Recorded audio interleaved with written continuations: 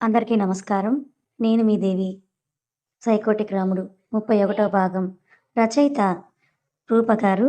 Friends, story చదవడం start చేసిన వెంటనే మీరు లైక్ చేసి హైప్ బటన్ కనిపిస్తే తప్పకుండా ప్రెస్ చేయండి. ఇంకో 2 మంత్స్ తర్వాత నా దగ్గర పర్మనెంట్‌గా ఉండిపోదు. ఇంటికి వెళ్తానన్నా కూడా పంపించను. సో, ఈ కొన్ని రోజులు హ్యాపీగా వాళ్ళతో టైమ్ స్పెండ్ చేసి మన ఇంటికొచ్చేయి. సరే అని గీత గుర్తుకొచ్చి, నీతో ఒక విషయం చెప్పాలి. ఏంటి? అది గీత, కిరణ్ లవ్ చేసుకున్నారు. కొన్ని రోజుల ముందే బ్రేకప్ కూడా అయ్యింది. నాకు తెలుసు అంటాడు. నీకు తెలుసు? కిరణ్ గీత విషయం ఆశ్చర్యంగా అడుగుతుంది భూమి. తెలుసు. అతనే సూటిగా చూస్తూ ఉంటుంది. సీట్ బెల్ట్ తీసి తనని చేత్తో పైకి లాక్కొని ఒడిలో కూర్చోబెట్టుకొని, ఏంటే డిక్టేటివ్‌లా అలా అలా చూస్తూ ఉన్నావు? నీకు తెలిసి కూడా నాకు చెప్పలేదనా? అయినా నీకెలా తెలిసింది? ఎంతసేపు వాళ్ళు వీళ్ళ గురించే కానీ, భర్త గురించి ఆలోచించే అలవాటు లేదుగా నీకు. అలకగా అంటాడు.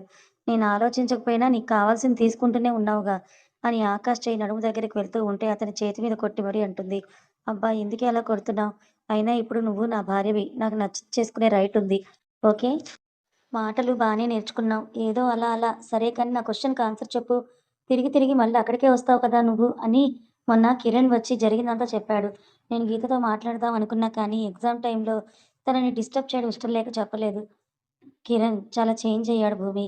ఇంతకుముందు చెప్పాను. ఇప్పుడు చెప్తున్నాను. తనని చేంజ్ చేసింది కూడా గీత ప్రేమని. దివాకర్ మామయ్య ప్రేమించినట్లు నటించమన్నాడు. గీత ప్రేమని అతన్ని మార్చేసింది. నిజంగానే ప్రేమించేట్లు చేసింది. అతని మాటల్లోనే తెలిసింది గీత అంటే వాడికి ఎంతిష్టమో. ఏమో నాకైతే భయంగానే ఉంది. ఎందుకు మేడం? నా వాళ్ళు నాలాగా సఫర్ అవ్వడం నాకిష్టం లేదు. గీత చాలా సెన్సిటివ్ అమ్మాయి. తను ఇలాంటివంతా త్వరగా మర్చిపోలేదు. అందుకే నువ్వు ఎక్కువగా ఆలోచించకు. నేను ఉన్నాగా. ఆ నమ్మకం నాకుంది ఆకాష్. ఈ నిమిషం నేనెవరినైనా నమ్ముతానంటే అది నువ్వే. అబ్బో! అంత నమ్మకం ఎందుకు మేడం? ఎందుకంటే నువ్వు నా మొగుడివని ఆకాష్ మీసం లాగుతుంది. ఏయ్! నొప్పిగా ఉంది వదులు. కానీ నాకు చాలా బావుందని ఆకాష్ మీసం మీద ముద్దిస్తుంది. ఓన్లీ ముద్దేనా? చిలిపిగా అడుగుతాడు. ఇంకో 2 నెలలు వెయిట్ చెయ్యి. నీకు కావాల్సింది తీసుకుందువు గానీ. ఈలోపు నువ్వు బాగా తిని కొంచెం ఒళ్ళు చేయవే. చూడెంత సన్నగా ఉన్నావు అని తనని బ్యాక్ సైడ్ నుంచి గట్టిగా హగ్ చేసుకుంటాడు. బాబూ! నీ పట్టుకి నా ఎముకలు విరిగిపోయేటట్టున్నాయి. ఇంక వదులు. అసలు నీకు రొమాన్స్ తెలీదు. మెడ కిందకి చెయ్యి పోనిస్తూ అంటాడు. నీ దగ్గర నేర్చుకుంటాలే స్లోగా. సరే కానీ నేనింక వెళ్తాను. అప్పుడైనా అలక మొహం పెట్టుకొని అంటాడు. వెళ్ళాలి కదా! ఇంకో 5 మినిట్స్ ప్లీజ్ ఇన్నోసెంట్‌గా ఫేస్ పెడతాడు. అతని ఎక్స్‌ప్రెషన్‌కి నవ్వేస్తుంది భూమి. చిన్నగా బ్లౌజ్ లోపలికి చెయ్యి పోనిస్తాడు. ఇదిగో నువ్విలాంటివి చేస్తే నేను వెళ్ళిపోతాను. సరే సరే అని చెయ్యి తీసేసి భూమిని ఒక సైడ్ కూర్చోపెట్టుకొని డీప్‌గా ఆమె పెదాల మీద కిస్ చేస్తూ చేతులతో నడుముని గట్టిగా అదుముకొని పట్టుకుంటాడు. 5 నిమిషాలు ముద్దులోనే తన విరహ తాపాన్ని చూపించి చిన్నగా వదులుతాడు. భూమి కంటి కొనల్లో నుంచి నీరు కారుతూ ఉంటుంది. సారీ, నీ దగ్గర కంట్రోల్‌గా ఉండడం చాలా కష్టం అంటాడు. ఫోర్‌హెడ్ మీద కిస్ చేస్తూ ఒక సైడ్‌కి వచ్చేసిన మల్లెపూల వాసనని డీప్‌గా పీలుస్తూ అంటాడు నవ్వుతూ. సరే నేనింక వెళ్తానంటుంది. అంటాడు. డోర్ ఓపెన్ చేసి శారీని సర్దుకొని లోపలికి వెళ్తూ ఉండగా ఇంటికి రీచ్ అయ్యాక కాల్ చెయ్యి అంటుంది. సరే అని వెళ్ళి ఆమె వెళ్ళే వరకు అక్కడే ఉండి కార్ స్టార్ట్ చేస్తాడు. భూమి వెళ్ళిన తన ఫ్రేగ్రెన్స్ ఇంకా అక్కడే తనతోనే ఉంటుంది. భూమి నన్ను చెడగొట్టేశావు కదే అని తిట్టుకొని నవ్వుకుంటాడు. ఇంట్లోకొచ్చిన భూమికి భాను, భాస్కర్‌రావు, నిర్మలమ్మ, గీత అందరూ హాల్‌లో కూర్చొని మాట్లాడుకుంటూ కనిపిస్తారు. భూమిని చూసిన బామ్మ నా బంగారు తల్లొచ్చేసిందని పైకి లేచి ఆమెని గట్టిగా హగ్ చేసుకొని నుదుట మీద ముద్దు పెట్టి ఎవ్వరూ దిష్టి నా భూమికి తగలకూడదని చేతి వేళ్ళు విరుస్తుంది. అమ్మా! అల్లుడు గారు ఏరి? వెళ్ళిపోయారమ్మా. అదేంటి తల్లి లోపలికి కూడా రాలేదు? లేట్ అయింది కదా నాన్న. రేపొస్తారులే. అక్కా ఈ చీరలో చాలా బావున్నావు. మా బావ ఫ్లాట్ అయి ఉంటాడే అని అల్లరిగా అడుగుతుంది. తన తల మీద మొట్టికాయ వేసి అందరి ముందు ఏంటా మాటలని తనని తిడుతుంది. వాళ్ళకి వినిపించలేదులే కానీ మా బావ అట్‌లీస్ట్ కిస్ ఇవ్వడానికి పర్మిషన్ అయినా ఇచ్చావా లేదా? నీకు మాటలెక్కువే ఈ మధ్య. ఏంటే మీ ఇద్దరు చెవులు కొరుక్కుంటున్నారు? ఏం లేదులే బామ్మ. అవును మీరంతా తిన్నారా? ఆ! తినేసాం తల్లి. సరే నువ్వెళ్ళి నిద్రపో తల్లి. నీరసంగా కనిపిస్తున్నావు. సరే నాన్న. అవును నాన్న చాలా నీరసంగా ఉంది అని పెదాలు చూస్తూ ఆట పట్టిస్తుంది గీత. నిన్ను అని తనని తరుముకుంటూ రూమ్‌లోకి వెళ్తుంది. వాళ్ళిద్దరిని చూసి భాస్కర్‌రావు గారు మళ్ళీ ఎన్ని రోజులకి మన ఇంట్లో సంతోషం వచ్చిందని ఆనందం వ్యక్తపరుస్తాడు. నిజమే అని బామ్మ అంటుంది. రూమ్‌లోకొచ్చిన భూమి గీత చేయి పట్టుకొని, ఏంటే ఆ మాటలు ఎవరైనా వింటే ఏమనుకుంటారు? అది సరే కానీ నీ పెదాలకి ఏమైందక్కా? తెర్రగా ఉన్నాయి. ఇదిగో మళ్ళీ స్టార్ట్ చేసిందని కొట్టబోతూ తనని చూసి హగ్ చేసుకొని, చాలా హ్యాపీగా ఉందిరా గీత అంటుంది. నీ ఫేస్ చూస్తేనే తెలుస్తోందక్కా. అయినా ఇష్టపడిన వాళ్ళని పెళ్లి చేసుకోవాలంటే అదృష్టం ఉండాలిగా. గీత మర్చిపోయా నీకొక విషయం చెప్పడం. ఏంటక్కా? కిరణ్ గురించి. ప్లీజ్ అక్క అతని గురించి నాకేం వినాలని లేదని చెప్పేస్తుంది. అది కాదురా నేను చెప్పేది విను. అక్క, మనిషికి ప్రేమ ఒక్కటుంటే సరిపోదు. బంధం బలంగా ఉండటానికి బలమైన నమ్మకం కూడా ఉండాలి. నమ్మకం లేకుండా నువ్వెంత ప్రేమ చూపించినా ఆ బంధం అస్సలు నిలబడదు. అలానే కిరణ్ విషయంలో కూడా తను ఇప్పుడు ఎన్ని చెప్పినా నేను నమ్మే పొజిషన్‌లో లేను. అంటే నీకు కిరణ్ గురించి తెలిసిందా? ఆ! అక్క, వాడే కాలేజ్ దగ్గరకొచ్చి మొత్తం చెప్పాడు కానీ నాకు వాడి మీద కొంచెం కూడా నమ్మకం లేదు. గీత, ఒక మనిషిని అపార్థం చేసుకోవడానికి ఒక క్షణం చాలు కానీ అర్థం చేసుకోవడానికి ఒక జీవిత కాలమే పట్టొచ్చు. కిరణ్‌కి ఒక్క ఛాన్స్ ఇవ్వు. నువ్వెందుకు తనకు సపోర్ట్ చేస్తున్నావక్కా? నీ దగ్గర కూడా తను ట్రిక్స్ ప్లే చేశాడా? నేను వాడి మీద నమ్మకంతో చెప్పడం లేదు. ఆకాష్ గారిని నమ్ముతున్నాను కాబట్టి చెప్తున్నాను. అంటే బావకి ఈ విషయం తెలుసా? తెలుసు. పైగా నా విషయంలో ప్రతీదీ కిరణే బావకి చెప్పాడంట. వాడికి మీ బావ ఒక్క ఛాన్స్ ఇచ్చాడు చేంజ్ అవ్వడానికి. అలాంటిది నువ్వెందుకు ఇవ్వకూడదు ఆలోచించు. మా అందరికన్నా కిరణ్ ఏంటో నీకే తెలుసు. నువ్వే ఆలోచించు. వాడు ఏ రోజైనా నీతో నటిస్తూ ప్రేమించడం చేశాడా? లేక నిజంగానే ప్రేమించాడా? నీ ప్రశ్నలకు జవాబు దొరుకుతుంది. వాడంటే నీకు చాలా ఇష్టం. అది నీకు బాగా తెలుసు. కానీ మైండ్ మాత్రం అది యాక్సెప్ట్ చేయలేకపోతోంది. మన అనే భావన మనసుని చేరితే ఆ బంధం దూరంగా ఉన్నా, మనసుకి మాత్రం దగ్గరగానే ఉంటుంది. నేను చెప్పాల్సింది చెప్పాను. నిర్ణయం మాత్రం నీ ఇష్టమని ఫోన్ తీసుకొని ఆకాష్‌కి కాల్ చేస్తుంది. ఆ ఆలోచనలో పడుతుంది గీత. ఫోన్ లిఫ్ట్ చేసిన ఆకాష్, "ఏంటి మేడం అప్పుడే గుర్తుకొచ్చేసానా? ఇంటికి వెళ్ళాక కాల్ చేయమన్నాను కదా! ఎందుకు చేయలేదు?" "నేనింకా వెళ్ళలేదు బేబీ. ఇదిగో ఇప్పుడే ఇంటికి రీచ్ అయ్యాను." "అవునా! ఇంత టైం ఎందుకు పట్టింది?" "ట్రాఫిక్ ఫుల్‌గా ఉంది. అందుకే లేట్ అయింది." "అవునా! సరేలే. ఏమైంది వాయిస్ అలా ఉంది?" "నథింగ్." "ఏయ్! చెప్పు. నాకు టెంపర్ రైజ్ చేయకుండా." "అది నేను గీతకి కిరణ్ విషయం చెప్పాను." "మీ ఆడోళ్ళకి నోట్లో ఏ విషయం నిలబడదు కదా!" "అది కాదు. తను సాడ్‌గా ఉంటే తమరు చూడలేక చెప్పేశారు అంతేగా?" కోపంగా అంటాడు. "హిహి! అవును" అంటుంది. "సరేలే. నేను మళ్ళీ మాట్లాడతాను గీతతో." "మళ్ళీ కాదు. ఇప్పుడే మాట్లాడు." ఆర్డర్ వేస్తుంది భూమి. సరే అని కాల్ కట్ చేసేస్తాడు. ఇంట్లోకి వెళ్ళేసరికి తన కోసం వీరేంద్ర వెయిట్ చేస్తుంటాడు. "మామయ్య మీరేంటి ఒక్కరే ఉన్నారు? నీ కోసం చూస్తూ ఉన్నాను ఆకాష్." "నా కోసమా? ఏమైనా అర్జెంటా మావయ్య?" "లేదు. మీ పెళ్లి ఫోటోస్ ఏవైనా ఉంటే చూపిస్తావా? భూమిని చూడాలని ఉంది." "సారీ మావయ్య. నేను ఆ విషయమే మర్చిపోయాను. ఇదిగోండని ఫోన్‌లో పిక్స్ టీవీకి ఆన్ చేసి టీవీ కనెక్ట్ చేసి మీరు చూస్తూ ఉండండి. నేను ఫ్రెష్ అయ్యి వచ్చేస్తాను." "సరే ఆకాష్" అని టీవీలో భూమి పిక్స్ జూమ్ చేసి మరీ చూస్తూ ఉంటాడు. తన కళ్ళు, నవ్వు అంతా సేమ్ మహాలక్ష్మిలానే ఉంటుంది. టీవీ దగ్గరికి వెళ్లి కూతురికి ముద్దు పెట్టుకొని కన్నీరు కారుస్తాడు వీరేంద్ర. తన భుజం మీద చేతి స్పర్శకి కళ్ళు తుడుచుకొని వెనక్కి తిరుగుతాడు. "ఏంటి వీరు ఎందుకేడుస్తున్నావు?" అని అడుగుతుంది కస్తూరి. "ఏం లేదక్కా. నాతో చెప్పుకోకూడని విషయమా?" "అదేం లేదక్కా." "మరేంటని?" తనని సోఫా మీద కూర్చోబెట్టి అడుగుతుంది. "ఎప్పుడో చిన్నప్పుడు చూశానక్కా భూమిని. ఇప్పుడు మళ్ళీ చూడటం. తను సేమ్ మహాలానే ఉంది. ఎప్పుడెప్పుడు చూద్దామా, కలుద్దామా అని ఆశగా వచ్చిన నాకు నిరాశే మిగిలింది. ఏమైందిరా? నా మనసులో భయం మొదలైందక్కా. నన్ను తన తండ్రిగా యాక్సెప్ట్ చేస్తుందో, లేక తన తల్లికి తనకి అలాంటి పరిస్థితి తీసుకొనొచ్చినందుకు అసహ్యించుకుంటుందో అని. నీ కూతురు బంగారంరా వీరు. తన మనసుని విరిచేసిన మాటలన్న నన్నే అర నిమిషంలో క్షమించేసింది. అలాంటిది నిన్నెందుకు దూరం పెడుతుంది చెప్పు? అయినా నువ్వు తన గురించి ఎక్కువగా ఆలోచించక. ఆకాష్ ఉన్నాడు కదా! వాడే అన్నీ దగ్గరుండి చూసుకుంటాడు." "అవును మావయ్య. మీరు కంగారు పడకండి. రేపే మీ కూతురుతో మీరు మాట్లాడేటట్లు చేస్తాను. అలా అని తను మిమ్మల్ని నాన్నగా ఒప్పుకునేలా నేను మాట్లాడతాను." "ఈ మాట చాలు ఆకాష్. ఆ భగవంతుడిని ఇంకేం అడగాలి? అనుకోవడం లేదు. నా కూతురికి నేనేం చేయలేకపోయాను. కనీసం తనకు రేపు పుట్టే పిల్లలకైనా దగ్గరుండి అన్నీ చేసి నా కూతురు మొహంలో ఆనందం చూసుకుంటూ బ్రతికిస్తాను. నువ్వనుకున్నట్లు అన్నీ జరుగుతాయి వీరు. ఇంకెళ్ళి నిద్రపో. రేపు నా కూతుర్ని కలుస్తానని ఆకాష్ చెప్పాక ఇంక నిద్ర కూడా నాకు వస్తుందా అక్కా?" నవ్వుతూ అంటాడు. "అలా అని పడుకోకుండా ఉంటే నీ హెల్త్ పాడవుతుంది. రేపు భూమి వచ్చి ఏమత్తయ్య మా నాన్నని ఇలానేనా చూసుకునేది అని నన్ను అంటుంది. దానికి అందరూ నవ్వుకుంటారు. మామ్ నాన్నెక్కడ? శ్రియకి నీకు మ్యారేజ్ అయిన విషయం చెప్పడానికి వెళ్ళి అక్కడే ఉన్నట్లున్నాడు. అవును భూమి పిక్ ఏమైనా చూపిస్తున్నాడా? తెలీదురా. సరే మామ్ నేను వెళ్లి చూస్తాను. మీరు పడుకోండని పైకి వెళ్తాడు. సరే వీరు ఇంక వెళ్లి నిద్రపో. అలాగే అక్క. పైకి వెళ్ళిన ఆకాష్‌కి ధనంజయ్, శ్రియ నవ్వుతూ మాట్లాడుకుంటూ కనిపిస్తారు. నేను మీతో జాయిన్ అవ్వచ్చా? అని అడుగుతాడు ఆకాష్. నో అంటుంది శ్రియ. ఎందుకు? అని ముందుకొచ్చి బెడ్ మీద కూర్చొని అడుగుతాడు. నీకిప్పుడు కొత్త పార్ట్నర్ వచ్చింది కదా! మాతో ఏం పని? నా లైఫ్‌లోకి ఎవరొచ్చినా అది నీ తర్వాతనే. శ్రియ కళ్ళు చెమ్మగిల్లాయి ఆ మాటలకి. తన చెంప నిమురుతూ త్వరలో నీకో సర్ప్రైజ్ గిఫ్ట్ ఇవ్వబోతున్నానని అంటాడు ఆకాష్ శ్రియతో. నాకు తెలుసులే అదేంటో కొంచెం షాక్‌తో చూస్తాడు ఆకాష్. ఇంకో 2 మంత్స్ తర్వాత వదిన వస్తుంది కదా! కొంచెం రిలాక్స్ అయిన ఆకాష్ అవును అని అంటాడు. కానీ నీకెలా తెలుసు? ఇప్పుడేగా నువ్వు చేసిన పని గురించి నాన్న చెప్పారు. ఆ విధంగా తెలిసింది. అయినా వదినకి నువ్వంటే చాలా ఇష్టం అనుకుంటా అన్నయ్య. లేకపోతే అలా ఎలా నీతో తాళి కట్టించుకుంటుంది? ఇష్టమే కానీ దానికి వేరే ఆప్షన్ నేనివ్వలేదు. చచ్చినట్లు నాతోనే ఉండాలి. ఇది మరీ టూ మచ్. వదిన ఇక్కడికి రానివ్వు. నీ ఆటలేవి సాగనివ్వను. పెద్దవాళ్ళు అంటారుగా ఆడపడుచు కోడలికి రెండో భర్త అని. ఆ విధంగా వదిన చేత నాకు నచ్చిన పనులన్నీ చేయించి తనని పూర్తిగా మార్చేస్తాను. అవును, నువ్వెలా చేయాలనుకుంటే అలా చెయి. నా చెల్లెలు హ్యాపీనెస్ కన్నా నాకేదీ ఎక్కువ కాదు. కావాలి అంతే. మీ వదిన నీతోనే పడుకోబెట్టుకొనింటి కబుర్లు కూడా చెప్పుకో.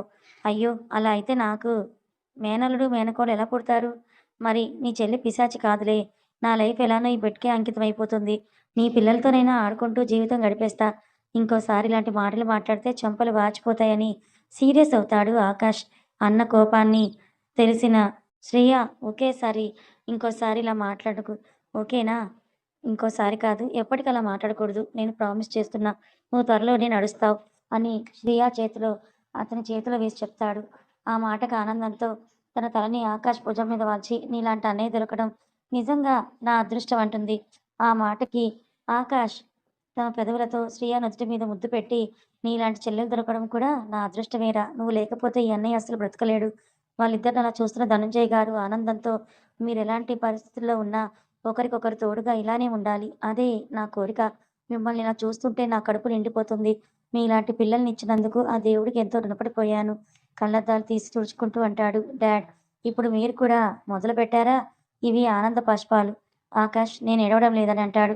అలా కాసేపు మాట్లాడుకుంటూ ఉండగా శ్రియ నిద్రపోతుంది. ఆకాష్ భుజం మీదనే తనని బెడ్ మీద చిన్నగా అడ్జస్ట్ చేస్తూ ఉండగా వైషు, వైషు అని కలవరిస్తుంది శ్రియ. ఆ వాయిస్‌కి ఆకాష్, ధనంజయ్ ఒకరినొకరు చూసుకొని డోర్ దగ్గరికి లాగి మీరు కంగారు పడకండి డాడ్. నేను చూసుకుంటా అని గుడ్ నైట్ చెప్పి రూమ్‌లోకి వెళ్తాడు. ఫోన్ ఛార్జింగ్ తీసి చూడగా భూమి నుంచి 10 మిస్డ్ కాల్స్ వచ్చాయి.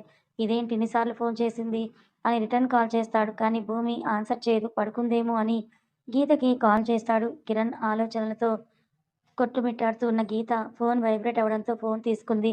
ఎవరని చూస్తే ఆకాష్. ఈ టైంలో చేస్తున్నారేంటి? కిరణ్ గురించా అని లిఫ్ట్ చేస్తుంది. హాయ్ గీత, ఎలా ఉన్నావు? బాగున్నాను బావ. మీరు? గుడ్. భూమి ఏం చేస్తుంది? నిద్రపోయింది బావ. లేపనా? వద్దు. నువ్వేమీ ఇంకా పడుకోలేదు. అది నిద్ర రావడం లేదు బావ. అందుకే. ఫస్ట్ కెరియర్ గురించి ఆలోచించు. అది నీకు మోస్ట్ ఇంపార్టెంట్ థింగ్. తర్వాత మిగతా వాటి గురించి ఆలోచించొచ్చు. ఎగ్జామ్స్ ఎలా రాస్తున్నావు? బానే రాస్తున్నాను బావ. 2 ఎగ్జామ్స్ ఫినిష్ అయ్యాయి. ఇంకా 4 ఎగ్జామ్స్ ఉన్నాయి. గుడ్. బావ, మిమ్మల్ని ఒకటి అడగొచ్చా? కిరణ్ గురించా? ఆ! అడుగు. నిజంగానే తను మారిపోయాడా? ఆ విషయం నాకు అంత కరెక్ట్‌గా తెలీదు కానీ, నిన్ను మాత్రం చాలా సిన్సియర్‌గా లవ్ చేస్తున్నాడని తెలిసింది. కానీ, వాళ్ళ నాన్నతో ఎటువంటి పనులు చేస్తున్నాడు అనేది నేను చూడాలి. కానీ నీకు మళ్ళీ చెప్తున్నాను. ఫస్ట్ కెరియర్ తర్వాతే ఏదైనా. ఒక రాంగ్ స్టెప్ తీసుకున్నా లైఫ్ లాంగ్ బాధపడాలి. మీ అమ్మ, నాన్న కన్నా భూమికి నీ మీద ఎక్కువగా ఆశలు పెట్టుకుంది. నువ్వు లవ్ చేయడం తప్పనడం లేదు. కానీ చూసి ప్రతి స్టెప్ ఎయి. ఎవరు ఎలాంటి వాళ్ళనేది నువ్వు తెలుసుకోవాలి. వాళ్ళు వీళ్ళు చెప్పింది విని డెసిషన్ తీసుకోవద్దు. నీ లైఫ్‌లో ఏం జరిగినా ధైర్యంగా ముందుకు వెళ్ళాలి. ఏం సాధించాలనుకున్నావో అది సాధించకపోతే లైఫ్ నీకు ఏమిస్తుందో అదే తీసుకోవాలి. ఆలోచించి అడుగు వేయి గీత. థ్యాంక్ యూ సో మచ్ బావ. మీరు చెప్పింది నాకు బాగా అర్థమయింది. గుడ్. సరే, బాగా లేట్ అయింది. ఇంక పడుకో. Good night. గుడ్ నైట్ బావ అని కాల్ కట్ చేసి బెడ్ మీదకి వెళ్తుంది. ఈసారి త్వరగానే నిద్రపోతుంది గీత. అమ్మా, క్యారేజ్ కట్టావా? నాకు టైమవుతోంది.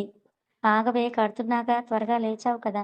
నన్ను లేపితే ఏమవుతుంది నీకు? ఈ పాటికన్నీ రెడీ అయ్యేవిగా. ఉప్మా చేస్తావుగా, త్వరగా అయిపోతుంది. ముందుగా లేపడం ఎందుకులే అనుకున్నా కానీ, చదువులో పడి మొత్తానికే మర్చిపోయాను.